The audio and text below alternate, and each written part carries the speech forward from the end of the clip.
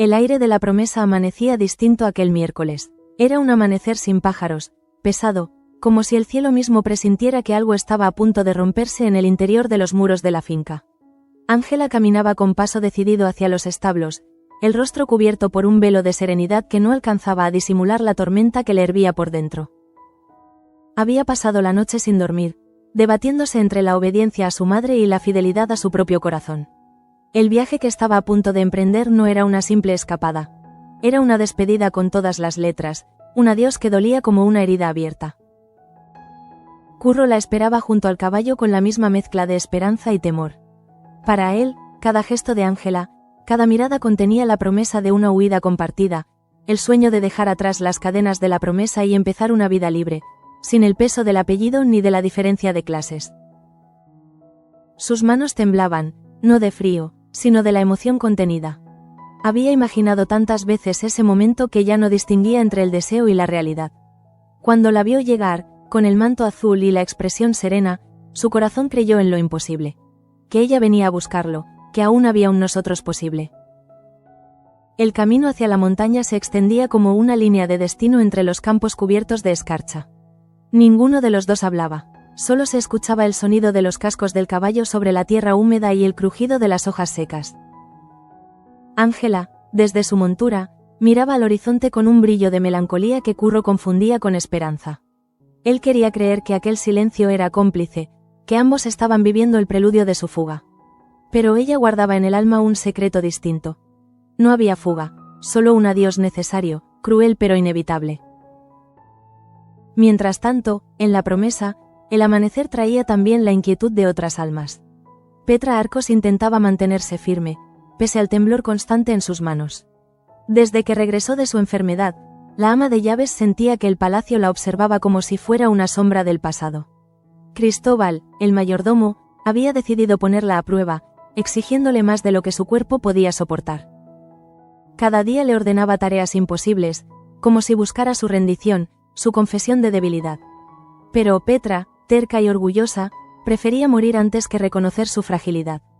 En el fondo, lo que la movía no era solo la ambición de conservar su puesto, sino la necesidad de sentirse útil, de probar que aún podía controlar un espacio, una jerarquía, una parcela de poder en medio del caos.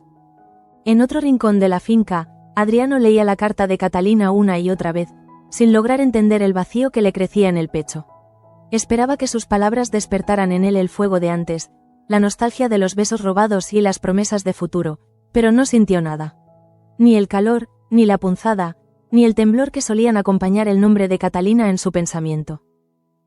Se descubrió a sí mismo leyendo las frases como quien lee un informe ajeno. Y ese vacío lo asustó más que la distancia misma. Martina, al verlo así, percibió un cambio sutil en su mirada.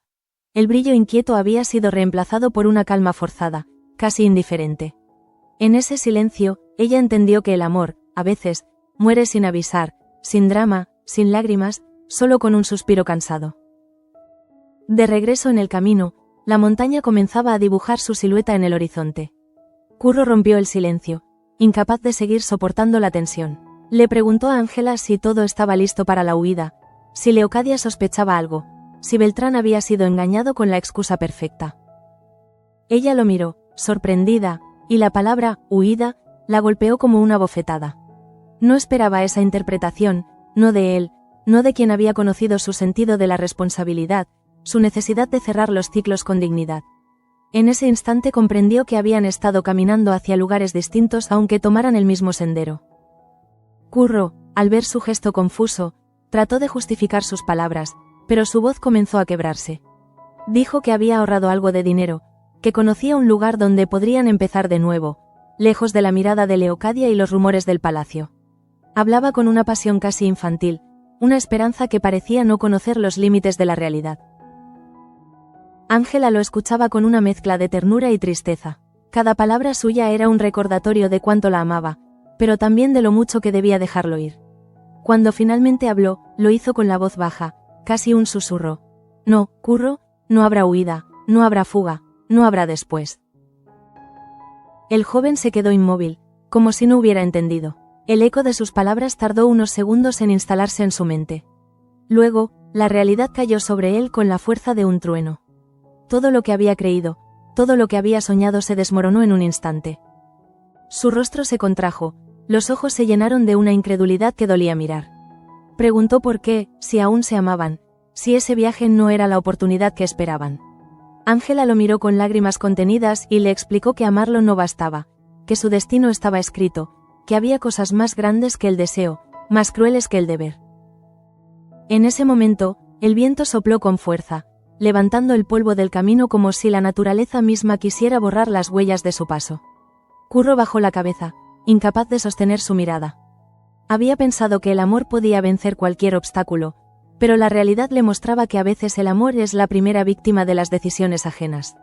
No dijo nada más, solo caminó unos pasos, hasta una roca, y se sentó, dejando que el peso de su desilusión lo anclara a la tierra. Ángela, al verlo así, sintió el impulso de consolarlo, pero se contuvo. Sabía que cualquier palabra solo agravaría la herida. Se limitó a permanecer a su lado, en silencio, mirando el mismo horizonte que los separaba. El sol comenzaba a filtrarse entre las nubes, y el paisaje adquiría un tono dorado que contrastaba con la melancolía del momento. Era irónico que la belleza del día coincidiera con el fin de su historia. Mientras tanto, en la cocina de la Promesa, Lope enfrentaba su propio conflicto. Cristóbal lo había llamado para interrogarlo sobre Madame Cocotte, ese misterioso seudónimo bajo el cual alguien había publicado las recetas de la finca en el periódico local. El tono del mayordomo no dejaba espacio para el humor. Lope negó rotundamente su implicación, pero la duda seguía flotando en el aire. Enora, que casualmente estaba allí, intervino en su defensa, asegurando que el cocinero no tenía ni el tiempo ni el interés de semejante traición. Sin embargo, el daño ya estaba hecho, la confianza se había quebrado. Lope sintió por primera vez lo que era cargar con una culpa que no le pertenecía. En el piso superior, Pía Adarre conversaba con María Fernández en voz baja. La joven estaba pálida, con las manos entrelazadas, incapaz de mirar a su superiora a los ojos. Pía, con esa mezcla de firmeza y ternura que la caracterizaba, le preguntó si ya había decidido hablar con el padre del niño. María negó con la cabeza. No puedo, dijo con un hilo de voz. No sabría por dónde empezar. Pía suspiró, comprendiendo la magnitud del miedo que la muchacha cargaba. Le habló de su propia experiencia, de cómo el silencio a veces se convierte en un enemigo peor que la vergüenza. Pero María no respondía, parecía atrapada en un laberinto de emociones del que no sabía salir. En el despacho, Alonso de Luján observaba por la ventana el hangar donde Manuel realizaba sus pruebas. El marqués veía en su hijo un reflejo de la juventud que había perdido, pero también una obstinación que lo preocupaba. Cuando finalmente decidió acercarse, lo hizo con la calma de quien ha aprendido que los consejos solo sirven si se dan sin imposición. Encontró a Manuel revisando planos, concentrado en elegir quién sería el nuevo ensamblador. Don Luis había pasado la entrevista, y los nombres de Enora y Toño habían generado un debate interminable. Alonso escuchó sus dudas, y después de un silencio prudente, le dijo que la mejor decisión sería aquella que naciera del instinto, no de los cálculos. A veces, añadió, la razón es el disfraz del miedo. Estas palabras se quedaron flotando en el aire como un eco de sabiduría que Manuel tardaría en asimilar. Su mente, siempre analítica, se resistía a confiar en la intuición. Pero al ver la serenidad de su padre, comprendió que no todo en la vida puede medirse con herramientas o fórmulas. Hay decisiones que se toman con el alma, no con la lógica. De vuelta en la montaña, la tensión entre Ángela y Curro se había transformado en una especie de calma amarga. Después de un largo silencio, ella se levantó y comenzó a caminar hacia un arroyo cercano. Curro la siguió, todavía intentando comprender qué había hecho mal. Quería preguntar, pero el miedo a la respuesta lo paralizaba. Finalmente, cuando la vio detenerse junto al agua, habló. Le pidió que le dijera la verdad, que le explicara si alguna vez lo había amado o si todo había sido una ilusión. Ángela se giró lentamente, sus ojos estaban llenos de lágrimas, pero su voz era firme. Le dijo que lo amó, que lo amaba aún, pero que ese amor no podía sobrevivir al peso del deber, de los compromisos, de las promesas hechas a otros. Curro quiso replicar, pero no encontró palabras. Se acercó y le tomó la mano, como si aún pudiera retenerla un instante más. Ella no se apartó, pero tampoco correspondió. Ese contacto, más que un consuelo, fue un adiós silencioso. A lo lejos, un halcón cruzó el cielo, y ambos lo siguieron con la mirada. Fue el único testigo de su despedida, el símbolo de una libertad que ninguno de los dos alcanzaría. Cuando finalmente emprendieron el camino de regreso, el silencio entre ellos era tan denso que el aire parecía cortarse con un cuchillo. Curro comprendía que el viaje había sido una ilusión, una trampa del destino para obligarlo a aceptar lo que nunca quiso ver, que a veces, nada es lo que parece. Y así, mientras el sol descendía detrás de las colinas, cada uno de los habitantes de la promesa enfrentaba su propia prueba. Unos luchaban contra el cansancio del cuerpo, otros contra el peso del pasado, y otros, como Curro y Ángela, contra la imposibilidad del amor. El palacio entero parecía respirar una tristeza compartida, como si las paredes mismas fueran conscientes de que la vida, allí dentro, rara vez concedía finales felices. El regreso desde la montaña fue más largo de lo que habían previsto, no por la distancia sino por el peso del silencio que los acompañaba. Curro no podía apartar la mirada del camino, intentando no quebrarse ante la sensación de haber perdido algo que jamás fue completamente suyo. Sentía que cada paso alejaba no solo a Ángela, sino también al hombre que había sido mientras la amaba. En cambio, Ángela, con la mirada fija en el horizonte, repetía en su mente las palabras que le había dicho, temiendo haber sido demasiado dura o demasiado clara. Pero sabía que la claridad era, a veces, la única forma de no condenar a alguien a la espera infinita. Cuando llegaron a los límites del bosque, el sol ya se había escondido, tiñendo el cielo de un tono rojizo que parecía una herida abierta. Curro sujetó las riendas del caballo, y por un instante pensó en pedirle que se quedara una noche más, solo una, para recordar que el amor existió. Pero la dignidad pudo más que el deseo. Sabía que rogarle sería prolongar la agonía, así que guardó el silencio, el único refugio que aún le quedaba. Ángela lo miró con ternura, sabiendo que en su mirada había más perdón que reproche. Le dijo adiós con un gesto casi imperceptible, y en ese gesto había una eternidad. Al llegar a la promesa, la vida continuaba con su ritmo implacable. Petra caminaba por los pasillos del ala de servicio con paso rápido, disimulando la fatiga. Cada vez que se detenía, el corazón le golpeaba el pecho con fuerza, recordándole que su cuerpo ya no era el mismo. Cristóbal, desde la distancia, la observaba con una mezcla de severidad y curiosidad. No confiaba en ella, pero tampoco podía prescindir de su experiencia. La veía como un espejo de lo que él mismo temía convertirse. Un servidor cuya utilidad se mide por la fortaleza, no por la lealtad. Esa mañana, cuando la encontró supervisando la limpieza del salón principal, se acercó para preguntarle por los informes pendientes. Su tono fue cortante, casi humillante. Petra sintió que cada palabra era un desafío, una invitación a fallar. Pero respiró hondo y respondió con la calma que solo los años enseñan. Todo está en orden, dijo, aunque sabía que no era verdad. La bandeja que sostenía temblaba, y el sonido metálico del cristal golpeando el metal reveló su fragilidad. Cristóbal lo notó, y una leve sonrisa, casi cruel, cruzó su rostro. No era maldad, era poder, y el poder, en la promesa, siempre encontraba la forma de imponerse. Petra, cuando él se alejó, apoyó una mano sobre el mueble más cercano y cerró los ojos. En su interior, algo se quebró. No era solo el orgullo herido, sino el peso de la humillación. Recordó los años en los que su autoridad era incuestionable, cuando Cruz confiaba en ella como en un brazo derecho. Ahora, esa época parecía un sueño lejano. Las jerarquías habían cambiado, y ella luchaba por no desaparecer. Sabía que un paso en falso bastaría para que alguien la reemplazara. Por eso, cada gesto suyo era una batalla silenciosa por la supervivencia.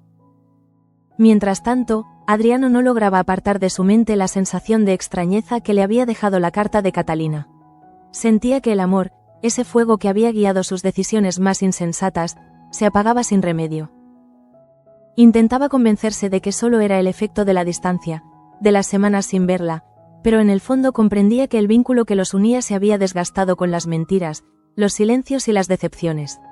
Martina, al notarlo ausente durante la cena, se atrevió a preguntarle si algo iba mal. Él la miró largo rato antes de responder. Nada va mal, dijo finalmente, pero el vacío en su voz lo delató. Martina no insistió. Sabía que hay dolores que crecen en silencio, como raíces que se extienden bajo tierra sin que nadie las vea. Pero lo observó en silencio, recordando los días en que Adriano hablaba de Catalina con pasión, con esa mezcla de admiración y deseo que solo se tiene por las personas que marcan un antes y un después. Ahora lo veía cansado, apagado, como si hubiera perdido la brújula. Y sintió pena, no por Catalina, ni por él, sino por el amor mismo, que tantas veces nacía fuerte y moría sin explicación. En el hangar, Manuel continuaba con su búsqueda del ensamblador perfecto. Enora y Toño discutían a pocos metros sobre las modificaciones del motor, cada uno defendiendo su punto de vista con la vehemencia de quien no quiere ceder. Alonso, observando desde la entrada, sonreía levemente. Veía en su hijo un reflejo de sí mismo, esa terquedad que se convierte en virtud solo cuando se aprende a escuchar. Cuando Manuel se le acercó con la lista final de candidatos, el marqués le recordó lo que había dicho horas antes, que a veces el instinto acierta donde la razón se equivoca.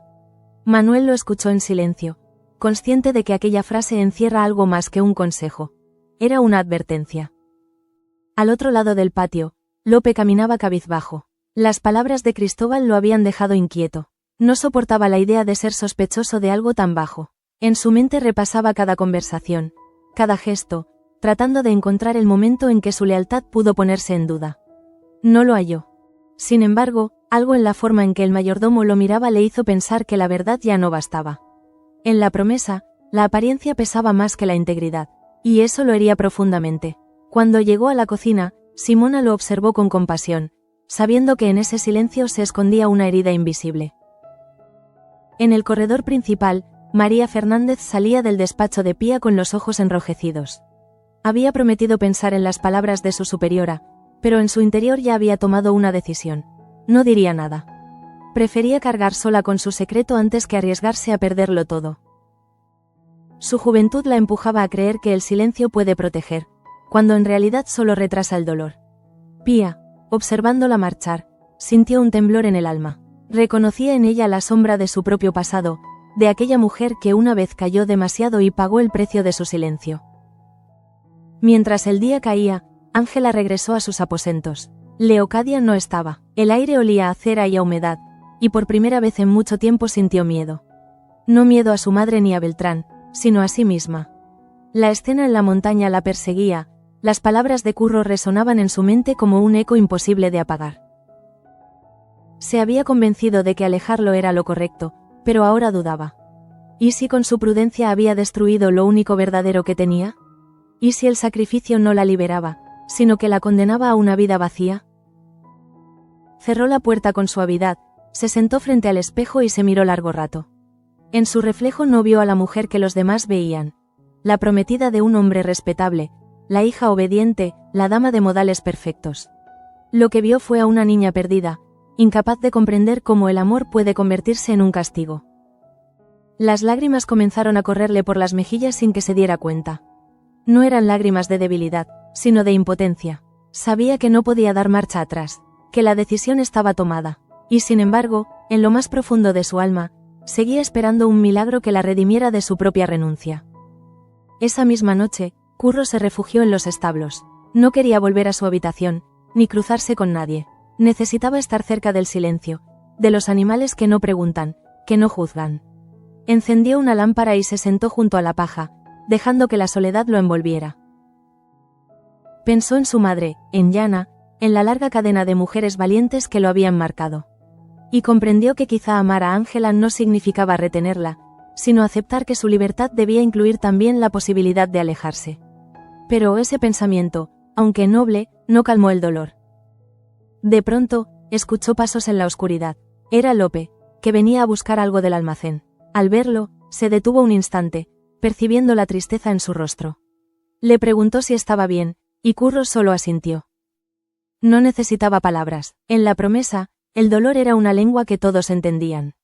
Lope se acercó, le puso una mano en el hombro y se marchó sin insistir. Ese gesto, simple y sincero, valió más que cualquier consuelo. En el despacho de los Luján, Alonso reflexionaba sobre la conversación con su hijo. La vida le había enseñado que los hombres solo aprenden de verdad cuando se equivocan. Pensó en Manuel, en su pasión por los motores, y en cómo esa pasión lo había alejado de los dramas familiares. En el fondo, lo envidiaba. Porque Manuel, pese a su juventud, parecía haber encontrado un propósito que iba más allá del apellido. El marqués se sirvió una copa de vino y miró el retrato de Tomás, su hijo mayor. Cada día que pasaba, sentía más el vacío de su ausencia. Quizá por eso se aferraba tanto a los logros de Manuel y Catalina, como si en ellos intentara redimir los errores del pasado. La noche cayó sobre la promesa con la lentitud de una sombra que se expande. Las luces del salón se apagaron una a una, y el palacio quedó sumido en una calma engañosa. Solo el viento, golpeando las ventanas, parecía recordar que bajo ese techo dormían demasiados secretos. En su habitación, Ángela seguía sin poder conciliar el sueño. Se levantó, tomó una pluma y comenzó a escribir. No sabía para quién eran esas palabras, si para Curro o para sí misma. Pero escribir era su única forma de no enloquecer. Escribió sobre la montaña, sobre el instante en que comprendió que su amor estaba condenado, sobre la fuerza que había necesitado para pronunciar aquellas palabras que ahora le quemaban el alma. Cuando terminó, dobló la hoja y la escondió en un cajón. Tal vez nunca la leería nadie, pero al menos quedaría constancia de que, por una vez, había elegido desde la verdad, no desde el miedo. Mientras tanto, Petra no podía dormir. El dolor en su pecho se había vuelto insoportable. Intentó levantarse para tomar un poco de agua, pero las piernas no le respondieron. Cayó de rodillas junto a la cama, respirando con dificultad. En ese instante comprendió que su cuerpo le estaba pasando factura por tanta obstinación. Entre jadeos, pensó en Cristóbal y en la humillación del día. Juró que si lograba levantarse, no volvería a dejar que él la tratara como una sirvienta inútil. Pero las promesas hechas en soledad rara vez encuentran testigos. El amanecer llegó sin que nadie notara su dolor. Los primeros rayos iluminaron su rostro pálido, y con un esfuerzo sobrehumano se incorporó. Se miró al espejo y apenas se reconoció. Era una sombra de sí misma, pero una sombra que aún se negaba a desaparecer. Así, mientras cada uno de los habitantes de la promesa luchaba con sus propios fantasmas, la jornada del miércoles amanecía con la promesa de nuevos enfrentamientos, nuevas verdades, nuevos silencios. Porque en aquel lugar, nada era lo que parecía, y cada gesto, cada palabra, podía ser el principio de una revelación. El día siguiente amaneció cargado de una extraña electricidad en el aire, como si el propio palacio presintiera que algo estaba a punto de romperse. Petra se presentó temprano en el gran salón, vestida con una pulcritud exagerada, cada pliegue de su uniforme medido con una precisión casi militar. Quería que nadie, ni siquiera Cristóbal, pudiera detectar un solo signo de debilidad.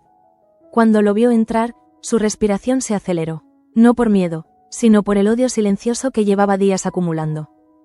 Cristóbal la observó con una mirada fría, sin compasión. Le pidió los informes de limpieza y la lista de provisiones con el tono de quien da una orden, no una petición. Petra, fingiendo serenidad, se los entregó, pero cuando él empezó a corregirla delante de las demás criadas, algo dentro de ella estalló. Durante semanas había soportado comentarios, humillaciones veladas, insinuaciones de incompetencia. Esa mañana, sin embargo, decidió no callar. Levantó la voz, con una calma que heló el aire del salón, y le dijo que no necesitaba lecciones de quien apenas conocía los pasillos que ella había recorrido toda su vida. El silencio posterior fue absoluto. Las criadas, paralizadas, se miraron entre sí sin atreverse a moverse. Cristóbal, herido en su orgullo, apretó la mandíbula. No respondió de inmediato. La tensión entre ambos era tan densa que parecía llenar cada rincón. Finalmente, el mayordomo inclinó levemente la cabeza, con una sonrisa helada, y se marchó sin decir una palabra. Petra sintió que había ganado una batalla, pero no una victoria. Sabía que ese gesto tendría consecuencias, y aún así, no se arrepintió. En su pecho, entre el dolor y el miedo, nació algo parecido a la dignidad. Mientras tanto, Curro había pasado la noche vagando por los campos cercanos. No quería regresar a los establos, donde cada rincón le recordaba a Ángela. Caminó sin rumbo, con la ropa empapada de rocío y los pensamientos convertidos en una maraña imposible. Le parecía injusto que el amor, tan puro, tuviera que morir sofocado por la voluntad de otros. Pero en algún punto comprendió que la libertad también significaba aceptar la decisión del otro, incluso cuando duele. Sin embargo, esa comprensión no trajo paz, sino una tristeza infinita. Cuando el sol comenzó a asomar, se acercó al arroyo donde la había visto por última vez. Se sentó en la misma roca, y en ese silencio reconoció que su historia con Ángela no había sido un error. Había sido real, aunque breve, y eso debía bastarle. Cerró los ojos, dejando que el murmullo del agua calmara la rabia que todavía lo habitaba. En su mente, la voz de Yana aparecía como un eco lejano, recordándole que los Ezquerdo nunca tuvieron el lujo de elegir su destino. Y pensó que quizás su sangre le exigía más resignación de la que su corazón podía soportar. En otra ala del palacio, Pía Adarre observaba desde el pasillo la figura de María Fernández, que servía el desayuno sin levantar la mirada. La joven parecía más frágil que nunca, los movimientos lentos, los labios apretados. Pía decidió acercarse con discreción, fingiendo interés por la bandeja que llevaba entre manos. Le susurró que no podía cargar sola con un secreto tan grande, que cada día de silencio era una piedra más sobre el alma. María no respondió, pero sus ojos, brillantes de lágrimas contenidas, delataron el miedo que la dominaba. Pía, tras retirarse, se apoyó en la pared. Recordó su propia historia, aquel hijo que nunca pudo tener porque le fue arrebatado. Cada vez que veía a María se reencontraba con esa herida. Por eso insistía tanto. No quería que la muchacha repitiera su destino. Sin embargo, comprendía también que no hay consejo que pueda salvar a quien aún no está dispuesto a ser salvado. Miró al techo y murmuró una plegaria muda, no tanto a Dios como a la esperanza misma. Mientras tanto, en el hangar, Manuel intentaba concentrarse en su trabajo, pero las palabras de su padre no dejaban de resonarle en la cabeza. La razón es el disfraz del miedo. Aquella frase lo acompañaba como una sombra. Se preguntaba si su insistencia en analizarlo todo, en medir cada pieza, en prever cada fallo, no era sino una forma de huir de la intuición. Observó a Enora, que discutía con Toño sobre el grosor de una válvula, y por un momento vio en ella algo que lo desconcertó. Una convicción serena, una claridad que él mismo había perdido. Enora notó su mirada y se detuvo. Le preguntó si estaba bien, pero Manuel solo sonrió. Le agradeció por el esfuerzo y se alejó. Sin embargo, en su mente comenzó a germinar la idea de que quizá la verdadera innovación no estaba en los motores, sino en la confianza. En confiar en las personas tanto como en las máquinas. Esa idea lo acompañaría el resto del día, transformándose lentamente en decisión. De regreso al interior del palacio, Petra caminaba hacia sus aposentos con paso firme. Por primera vez en semanas sentía que respiraba sin miedo, pero cuando abrió la puerta, encontró una carta sobre su mesa. Reconoció la letra al instante, Cristóbal. No la abrió de inmediato. Sabía que dentro no encontraría disculpas. Cuando finalmente la leyó, confirmó su presentimiento. Era una reprimenda formal, una advertencia de que su conducta había sido impropia y que se evaluaría su continuidad como ama de llaves.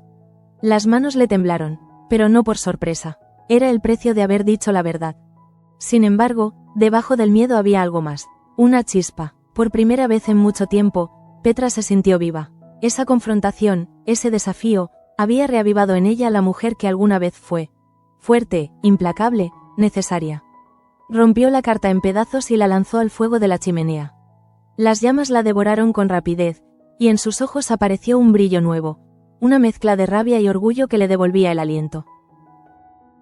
En el comedor de los sirvientes, Lope intentaba distraerse cocinando. El aroma del pan recién hecho se mezclaba con el murmullo de las conversaciones. Pero su mente seguía atrapada en la acusación de Cristóbal. Cuando Pía entró, notó su rostro sombrío y le preguntó si todo estaba bien. Lope, tras un momento de duda, confesó que se sentía vigilado, que había cosas que no entendía, que alguien dentro del personal estaba jugando con ellos.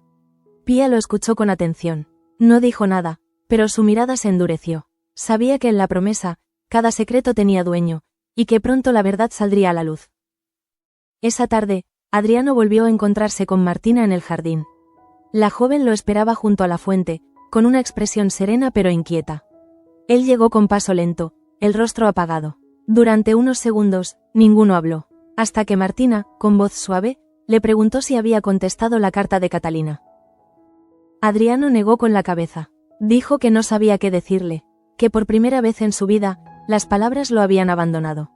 Martina lo miró, y comprendió que aquel hombre, tan impulsivo, tan apasionado, estaba cansado de luchar contra sentimientos que ya no existían. Cuando Adriano se marchó, Martina permaneció en el jardín un rato más. Miró la fuente, el reflejo del cielo en el agua, y pensó en la ironía del destino. Mientras algunos amores se ahogaban, otros nacían en silencio, esperando su momento. En su pecho, un pensamiento fugaz la hizo sonreír, pero enseguida lo apartó. En la promesa, los sentimientos no eran un refugio, sino un riesgo. Cerca del anochecer, Curro regresó finalmente a la finca. Nadie pareció notarlo. Subió directamente al desván, donde guardaba algunas herramientas. Allí, entre el polvo y el silencio, dejó que su cuerpo se desplomara. La fatiga lo consumía, pero era el cansancio del alma lo que lo vencía de verdad. En su mente, la imagen de Ángela seguía viva, como un retrato grabado a fuego. Intentó odiarla por su decisión, pero no pudo, porque odiar requería indiferencia, y él aún la amaba demasiado para eso. Se quedó dormido un instante, apoyado contra la pared. Soñó que caminaba por la montaña, que ella lo llamaba, que el aire olía a lluvia. Pero cuando despertó, solo quedaba la oscuridad. Se levantó despacio y se asomó por la ventana. A lo lejos, el resplandor de las luces del ala noble le recordó la distancia que los separaba, no solo física, sino moral, social, imposible. En ese momento comprendió que su amor no estaba muerto, pero sí condenado. Y esa certeza lo hizo llorar sin ruido, como un niño que ha perdido el único juguete que le daba sentido al mundo. Esa misma noche, Ángela cenó en silencio junto a su madre. Leocadia hablaba de los preparativos de la boda con entusiasmo forzado, enumerando nombres, vestidos, menús, invitaciones. Ángela apenas respondía, cada palabra le sonaba a sentencia. Cuando finalmente se retiró a su habitación, sintió que el aire se volvía irrespirable. Quiso abrir la ventana, pero el frío la detuvo. Se abrazó a sí misma y cerró los ojos. En la oscuridad, su mente regresó a la montaña, al instante en que Curro le tomó la mano por última vez. Esa imagen se repetía una y otra vez, como un castigo dulce. En algún rincón de su alma, deseaba que él no se rindiera, que la buscara, que desafiara el destino. Pero otra voz, más serena, le recordaba que el amor verdadero no se impone, se deja libre. Lloró en silencio, sabiendo que cada lágrima era una despedida definitiva. Mientras tanto, Petra no lograba dormir. El cuerpo le dolía, pero su mente no descansaba. En el fondo sabía que Cristóbal no se quedaría quieto. Su desafío había abierto una grieta que no podría cerrarse fácilmente. Aún así, sonrió al recordar su propio coraje. Al menos, pensó, he vuelto a ser yo. Y esa sensación, aunque breve, la reconcilió consigo misma. La madrugada cayó sobre la promesa como un manto espeso. Afuera, el viento golpeaba las persianas. Dentro, cada alma buscaba refugio en su propio silencio. Y mientras todos dormían o fingían hacerlo, una certeza se expandía lentamente entre las sombras. El equilibrio del palacio estaba a punto de romperse. Nadie lo sabía aún, pero la montaña no había sido solo el escenario de una despedida, sino el comienzo de un cambio que alcanzaría a todos. El amanecer del día siguiente encontró a Petra más pálida que de costumbre, con los ojos hundidos y un gesto de cansancio que ni el maquillaje ni el orgullo podían disimular. Las criadas la observaban desde lejos con un respeto cargado de temor. En el fondo, sabían que aquella mujer era un pilar del palacio, aunque los vientos del tiempo y del poder se empeñaran en derribarla. Cuando entró al salón principal, Cristóbal ya la esperaba. La tensión entre ambos era tan densa que ni la luz del sol lograba filtrarse del todo. El mayordomo la saludó con cortesía fingida, pero la frialdad en su tono era un aviso. Le recordó la carta que le había enviado, su reprimenda formal. Petra respondió que la había leído y comprendido, pero su voz tenía un filo de acero. Cristóbal, notando la insolencia, se acercó un paso más. En su mirada había una mezcla de desprecio y curiosidad. No entendía cómo aquella mujer, enferma y debilitada, aún se atrevía a desafiarlo. Durante unos segundos, se miraron como dos generales antes de una batalla.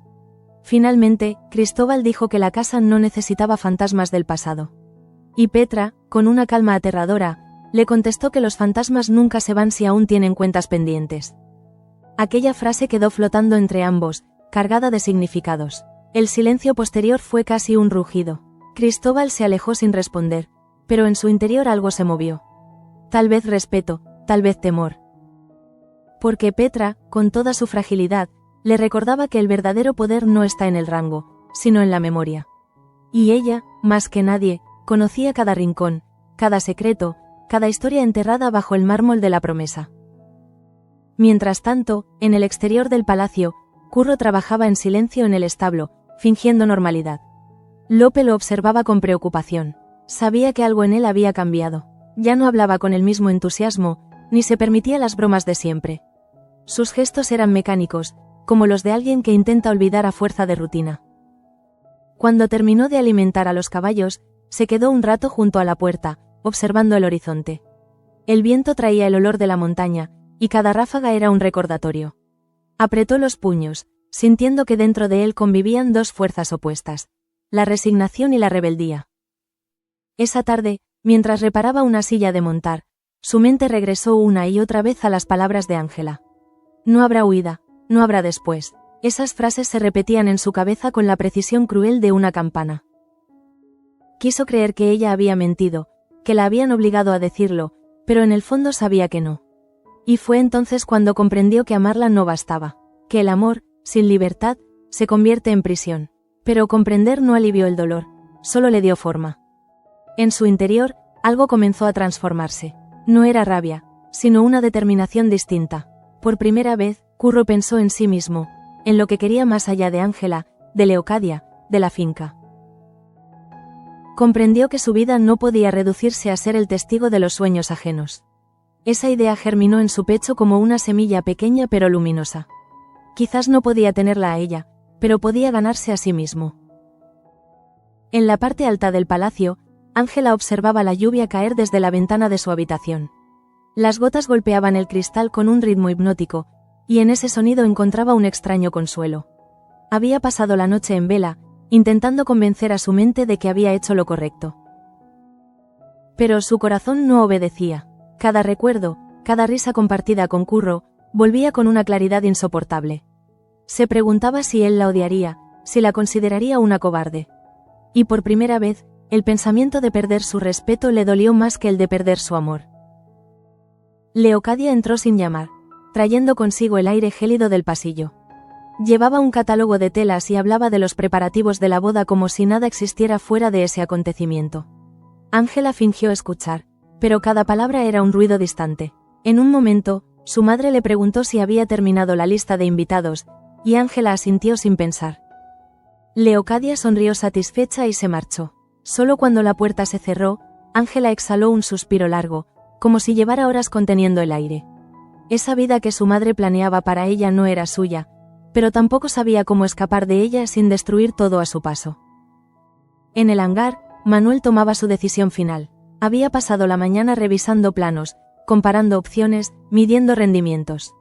Pero al final, recordó las palabras de su padre. Dejó caer el lápiz, respiró hondo y se dijo que debía escuchar su instinto. Llamó a Enora y le comunicó que el nuevo ensamblador sería Ambrosio.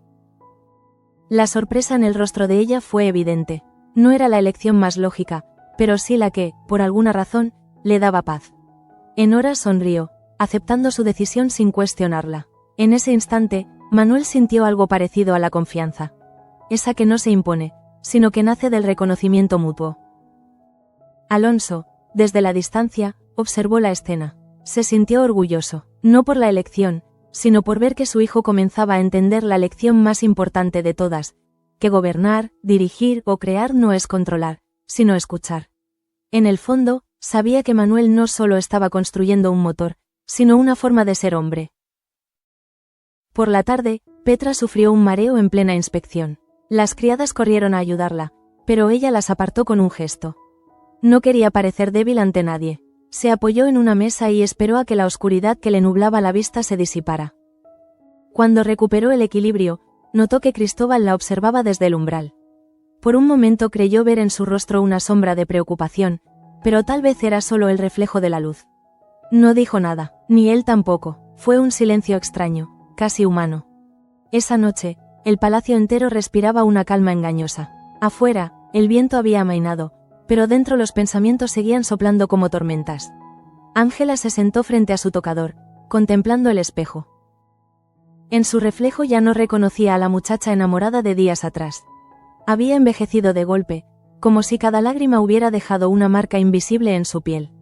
Se preguntó cuánto tiempo podría seguir fingiendo que era feliz, cuánto tardaría en romperse del todo. En la cocina, Lope servía la cena en silencio. Pía se acercó para ayudarlo, y mientras cortaban el pan, le contó lo que había notado en María. Dijo que la veía cada vez más asustada, más frágil. Lope escuchó sin interrumpir. Ambos sabían que en ese palacio los secretos se alimentaban del silencio. Cuando terminaron, Pía se quedó un instante observando la llama de la vela. Murmuró que a veces la verdad no libera, pero al menos impide que uno se pudra por dentro. En ese momento, Lope recordó la sospecha de Cristóbal y sintió que sus mundos se cruzaban. Todos estaban atrapados en las mismas redes: miedo, silencio, orgullo. Y se preguntó si el verdadero enemigo no era la mentira, sino la costumbre de callar. Mientras tanto, en los establos, Curro observaba el cielo nocturno. Las estrellas brillaban entre las nubes, y pensó que cada una debía tener su historia, su dolor. Se prometió a sí mismo que no dejaría que su vida se redujera a un amor imposible.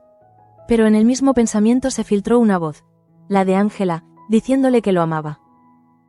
La contradicción lo desgarró, apretó los dientes y, con una decisión que le dolió hasta los huesos, juró que la olvidaría. Aunque en el fondo sabía que olvidar no es borrar, sino aprender a mirar sin llorar. En el despacho, Alonso conversaba con su esposa Cruz, aunque en realidad solo fingía escucharla. Ella hablaba de fiestas, de alianzas, de apariencias, pero él pensaba en sus hijos. En Catalina, ausente y misteriosa, en Manuel, que por fin parecía encontrar su rumbo, y en Curro, ese muchacho de mirada noble que siempre le había recordado algo familiar que nunca se atrevió a nombrar. Había algo en él, una fragilidad contenida, que le despertaba ternura. No sabía por qué, pero lo sentía como un hijo más. Tal vez el tiempo acabaría revelando la razón de esa intuición. Al caer la noche, Petra decidió visitar la capilla. Caminó lentamente por los pasillos oscuros, con una vela en la mano. Se arrodilló frente al altar y cerró los ojos. No rezó palabras concretas, solo pidió fuerza, no para resistir, sino para aceptar. En su mente aparecieron los rostros de los que la habían humillado, de los que la habían olvidado, de los que aún la necesitaban sin saberlo. Cuando se levantó, su rostro parecía más sereno. Quizás la fe no cura, pero da forma al coraje. En su habitación, Ángela no podía conciliar el sueño. La luna entraba por la ventana, bañando el suelo con una luz plateada.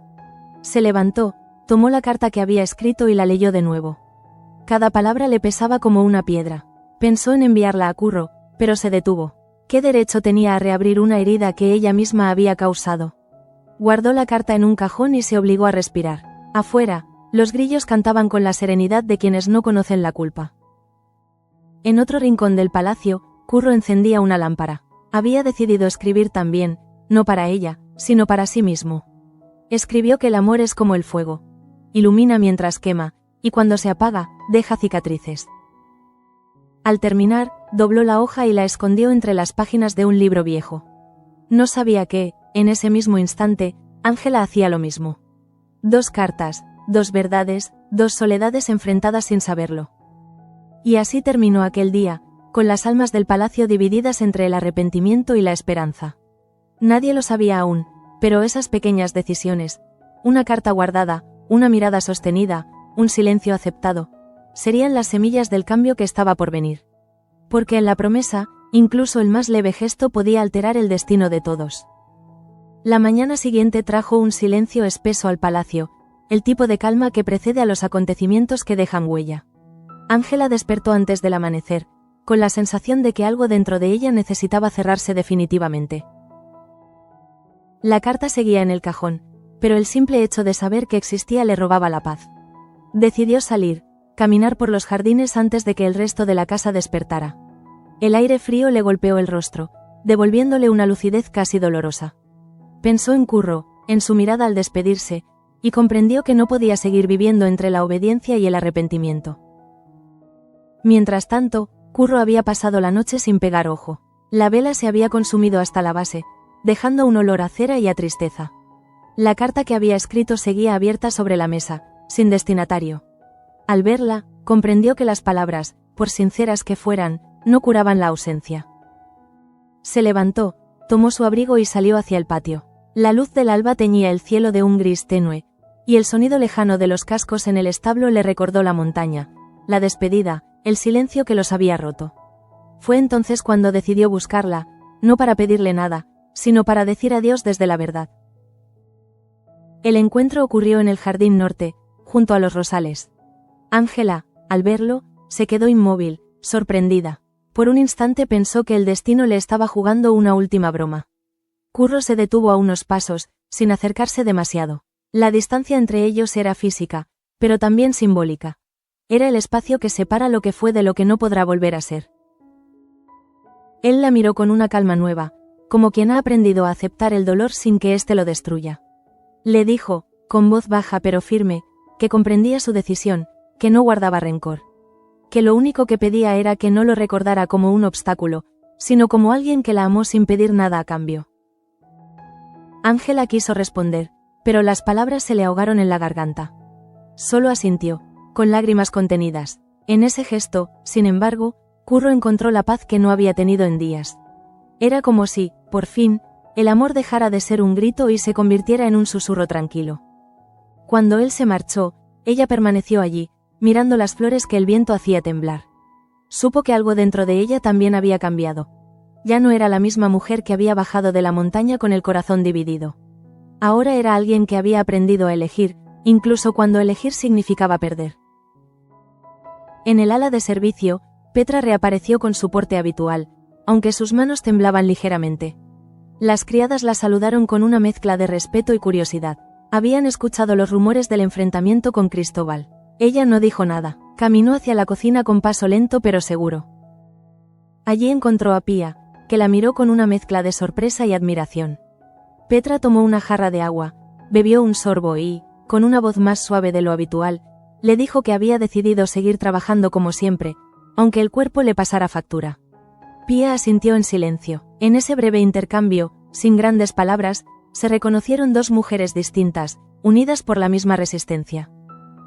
Horas después, Cristóbal la convocó en el despacho. El tono de la cita no presagiaba nada bueno. Petra entró, erguida, sin mostrar miedo. Él la observó un largo instante antes de hablar. Dijo que su actitud reciente había puesto en riesgo la disciplina del personal, pero también admitió que su experiencia seguía siendo invaluable para la casa.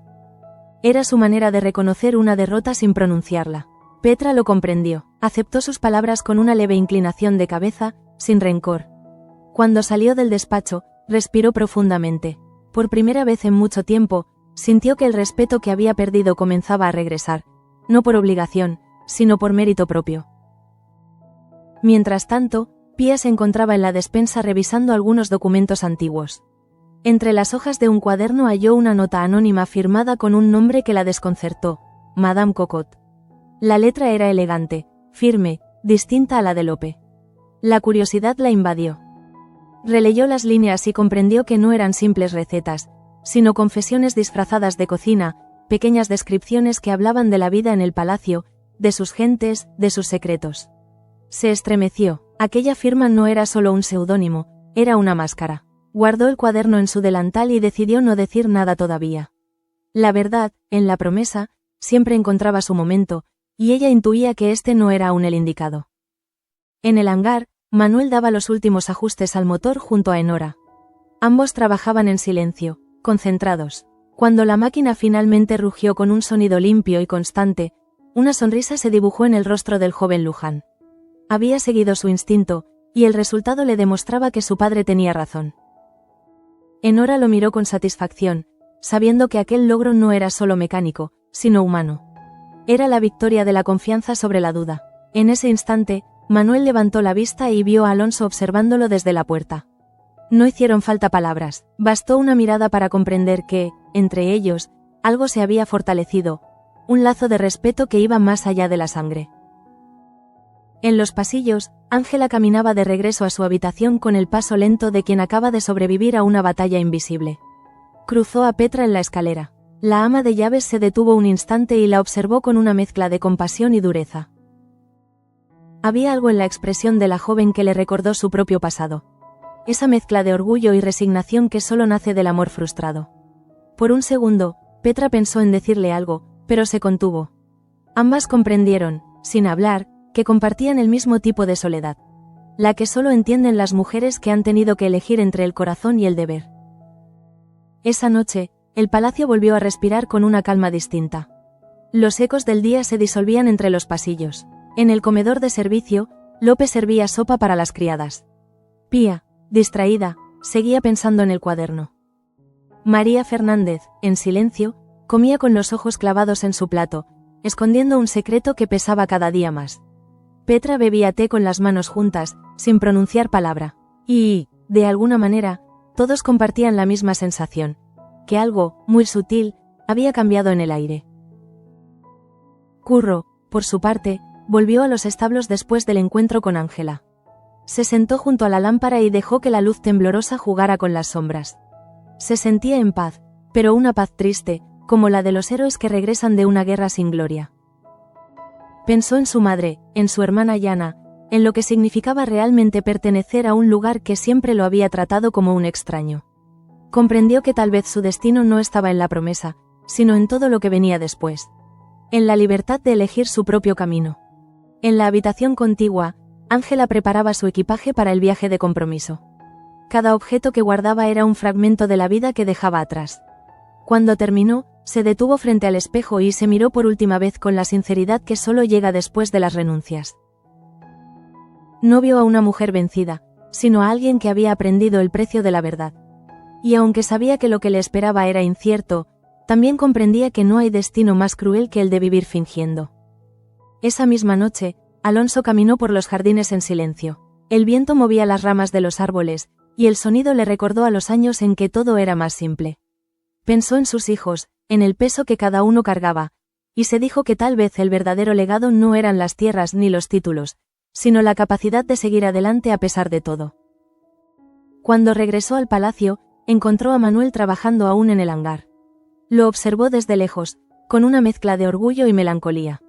En su corazón, agradeció que al menos uno de los suyos hubiera aprendido a escuchar la voz del alma antes que la del deber. En los últimos instantes del día, cuando la luna ya coronaba los tejados de la promesa, cada personaje enfrentaba su propia verdad. Petra, frente al fuego, aceptaba su vulnerabilidad sin rendirse. Pía guardaba el cuaderno de Madame Cocotte, como quien protege una bomba de tiempo. María lloraba en silencio por un futuro que temía. Manuel escribía en sus notas una dedicatoria a su padre. Y Curro, en el establo, miraba el amanecer con una serenidad que no conocía desde niño. Cuando el primer rayo de luz atravesó los ventanales del palacio, el nuevo día comenzó sin estridencias, pero con una sensación de recomienzo. Nada había cambiado en apariencia, y sin embargo, todo era distinto. Porque en la promesa, las verdades no se gritan. Se filtran en los silencios, en las miradas, en las decisiones que nadie ve. Ángela y Curro habían cerrado su capítulo, pero sus ecos permanecerían.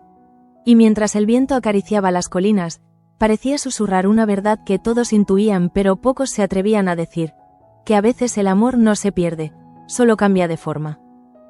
El palacio siguió su curso, los relojes avanzaron, y la vida, con su obstinada costumbre de continuar, cubrió de rutina lo que había sido tragedia. Pero en algún lugar, bajo la piel de los muros, el recuerdo de ese día permaneció vivo, como una llama pequeña que se niega a apagarse.